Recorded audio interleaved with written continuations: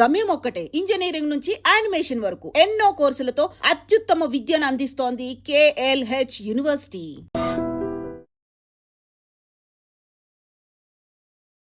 Hi, hello, నమస్తే, welcome back to iDream media. ఈరోజు మనతో ఉన్నారు హైకోర్టు అడ్వకేట్ అలాగే ఇమిగ్రేషన్ లాయర్ అయిన పృథ్వీ గారు.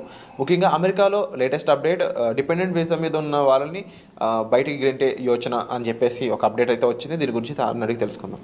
Hi sir. Hi Virat. Sir, dependent visa మీద ఉన్న వాళ్ళు ప్రమాదంలో ఉన్నారు, రిస్క్లో ఉన్నారు. వీళ్ళు అమెరికా నుంచి బయటికి వెళ్ళే ఛాన్సెస్ ఎక్కువ కనిపిస్తూ ఉన్నాయి. ట్రంప్ గవర్నమెంట్ ఊరుకోవట్లేదు అని చెప్పేసి అక్కడి నుంచి వార్తలు అయితే వస్తున్నాయి. అక్కడ న్యూస్ ఛానల్లో కూడా ఇది ఎక్కువగా వినిపిస్తూ ఉంది. సో ఏం జరుగుతుందంటారు? ఇప్పుడు ట్రంప్ వచ్చి విరాట్ కొత్త లాస్ ఏం తీసుకురాల, ఉన్న లాస్ని స్ట్రీమ్ లైన్ చేస్తున్నాడు, స్ట్రాంగ్ చేస్తున్నాడు అంతే. అంటే ఒక్కసారి ఒక నాన్ ఇమిగ్రెంట్స్ అండ్ ఫేక్ ఇమిగ్రెంట్స్ని ఎప్పుడైతే సంఖ్యలు వేసి పంపించాడో మొత్తం ఇమిగ్రెంట్స్ అంతా ఒకసారి కదిలిపోయారు. నెక్స్ట్ టర్న్ మాదేమో, నెక్స్ట్ టర్న్ మాదేమో అని చెప్పి ఎవరికి వాళ్ళు. ఇప్పుడు చూడండి, ఎక్కడా కూడా ట్రంప్ ఏ H1B కానీ, L1 కానీ, డిపెండెంట్ కానీ, స్టూడెంట్ కానీ దేని మీద కామెంట్ చేయలే. పైపెచ్చు నేను గోల్డెన్ కార్డ్ తీసుకొస్తున్నాను, ఇంకా రావచ్చు అంటే. ఇల్లీగల్ మైగ్రెంట్స్ ఎవరైతే ఉన్నారో వాళ్ళని ఎప్పుడైతే బయటికి పంపించాడో ఒక్కసారి ఉలిక్కి పడ్డది అమెరికా. దీనిలో మెయిన్గా ఉలిక్కి పడేవాళ్ళు ఇప్పుడు ఎవరంటే డిపెండెంట్ వీసా.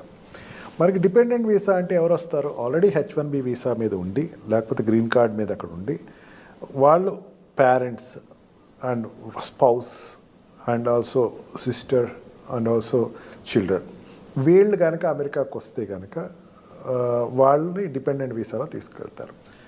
అండ్ మెయిన్గా H1B వీసా మీద వెళ్ళినటువంటి వాళ్ళ పిల్లలు కానీ, they are about nearly 1 lakh people పిల్లలు ఉన్నారని చెప్పచ్చు. అంటే H1B వీసా తిని వెళ్ళినప్పుడు బర్త్ సిటిజన్షిప్ కాకుండా 4th క్లాస్లోనో 5th క్లాస్లోనో ఎట్ ద ఏజ్ ఆఫ్ 13 yearsలోనో 14 yearsలో తీసుకెళ్లారు అనుకుందాం.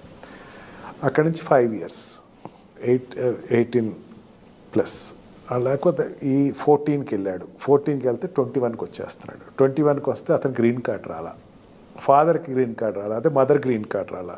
21 క్రాస్ అయిపోయింది. 21 క్రాస్ అయిపోతే అక్కడ మళ్ళీ అప్లై చేయడానికి లేదు. గ్రీన్ కార్డ్ హోల్డర్ కావస్తే వాళ్ళ 21 క్రాస్ అయిన పిల్లలు అప్లై చేయాలి. కానీ గ్రీన్ కార్డ్ లేకుండా H1B వీసా మీద కానీ, L1 వీసా మీద కానీ ఉన్నవాళ్ళు, వాళ్ళ పిల్లలు ఎవరైతే ఉన్నారో వాళ్ళు 21 క్రాస్ అయిన వాళ్ళు మాత్రం they cannot apply for further residency there. They have to leave the country. Previous ఇది పట్టించుకునేవారు కాదు, ఇప్పుడు చాలా స్టబన్గా ఉండొచ్చు అని చెప్పేసి ఒక 21 years అవుతుందంటే వాళ్ళు what we call bachelor degrees complete అవుతాయి. ఈ బ్యాచులర్ డిగ్రీస్ కంప్లీట్ అయిన వాళ్ళు బెటర్ ఏంటంటే అక్కడ MS జాయిన్ అవ్వటం, లేకపోతే జాబ్లో జాయిన్ అవ్వటం.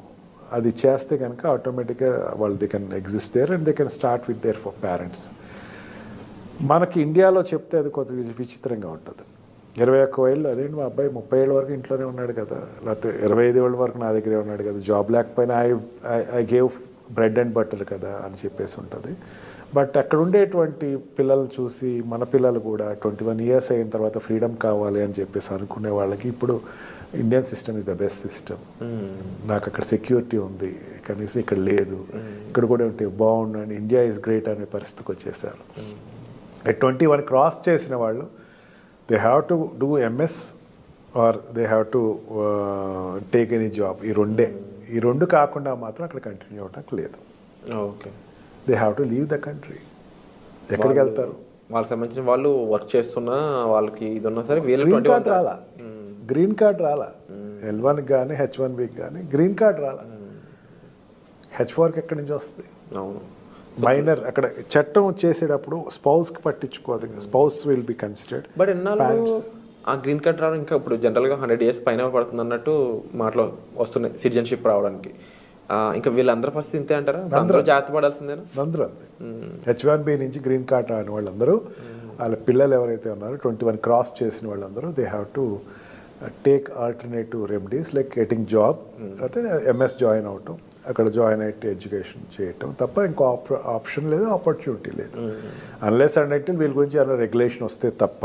As of and they don't need to like అంటే ఏంటంటే ఎటువంటి బిజినెస్ చేయడానికి కానీ ఎటువంటి అదర్ సోర్స్ ఆఫ్ ఇన్కమ్ అనేది ఉండదు. ఇల్లీగల్ ఇమిగ్రెంట్, ఓన్లీ సంఖ్యలు, job in reputed company or study in reputed university. ఇప్పుడు ఒకటి ఇంతకుముందు ఒక ఎపిసోడ్లో మాట్లాడుకున్నాం మనం, విరాట్ కమ్యూనికేషన్ స్కిల్స్ లేక ఇక్కడ మనం బాధపడి అక్కడికి వెళ్ళి బాధపడుతున్నాం అనుకున్నాం. ఏదైనా ప్రాబ్లం వచ్చి అక్కడ జాబ్ రాలేదంటే లేక ఒక కమ్యూనికేషన్. అక్కడే ఉండి నువ్వు 14 years 15 years నుంచి నువ్వు అక్కడ ఉండి 21 క్రాస్ చేసిన తర్వాత నీ కమ్యూనికేషన్ స్కిల్స్ డెవలప్ అయినాయి కదా. అవును, డెఫినెట్లీ నీకు జాబ్ దొరుకుతుంది, యూటిలైజ్ చేసుకోవచ్చు. Utilise it and also do MS. Problem ఎక్కడ వస్తుందంటే విరాట్, అక్కడ 14 years 15 years పిల్లలకి 21 years వచ్చేసరికి అక్కడ ఉండేటువంటి లోకల్ సిటిజన్స్ తోటి కంపేర్ చేసుకుని వీళ్ళు కూడా టెక్నికల్ ఎడ్యుకేషన్స్కి స్టెమ్ ఎడ్యుకేషన్స్కి వెళ్ళక ఆర్డినరీ ఎడ్యుకేషన్స్కి అండ్ మిగతా నాన్ స్టెమ్ ఎడ్యుకేషన్కి వెళ్ళిన వాళ్ళకి ఆ ప్రాబ్లం వస్తుంది. స్టెమ్ ఎడ్యుకేషన్కి వెళ్ళిన వాళ్ళు ఇప్పటికి ఆ ప్రాబ్లం రాదు. ఈ రెప్యుటెడ్ యూనివర్సిటీస్కి ఇప్పుడు అక్కడ ఎన్ఆర్ఐ కోటా ఉంటుంది, నాన్ రెసిడెన్షియల్ ఇండియన్ కోటా అంటే ఎన్ఆర్ఐ అంటే నాన్ యూఎస్సీ. వాళ్ళు ఏదైనా స్పోర్ట్స్లో ఉండొచ్చా సార్? Pardon? స్పోర్ట్స్లో ఉండొచ్చు, ఏదైనా స్పోర్ట్స్లో. Yeah, definitely. They can be as an ambassador for sports. వాళ్ళు ఒలింపిక్స్ ఆడచ్చు, లేకపోతే అక్కడ యుఎస్ ఫెడరల్ గేమ్స్ ఆడుకోవచ్చు. వాళ్ళని సపరేట్గా వీసాస్ ఉంటాయి, దాంట్లో కన్వర్ట్ చేసుకోవచ్చు. Convert into your visa in some other zone. F1లో కన్వర్ట్ చేసుకో, లేకపోతే ఓలో కన్వర్ట్ చేసుకో, లేకపోతే ఇంకొక ఎక్స్ట్రాడినరీ టాలెంట్లో కన్వర్ట్ చేసుకో, ఐలో కన్వర్ట్ చేసుకో. A to Z నీకు వీసాలు ఉన్నాయి, దేంట్లో దాంట్లో కన్వర్ట్ చేసుకో. బట్ ఏది కన్వర్ట్ చేయను, నేను ఇంకా ఇట్లాగే ఉంటాను, జాబ్ లేదు, నా పేరెంట్స్ మీద డిపెండ్ అవుతానంటే అక్కడ నడవదు. అన్లెస్ అండ్ అంటిల్ నీ ఫాదర్కి ఎన్నిసార్లు ఛాన్స్ ఉందో? 4 సార్లు ఛాన్స్ ఉంది, 4 సార్లు రాలేదు. H1B అయిపోయిందిగా, అయిపోయింది. Has to come back. Definitely before that you have to go back.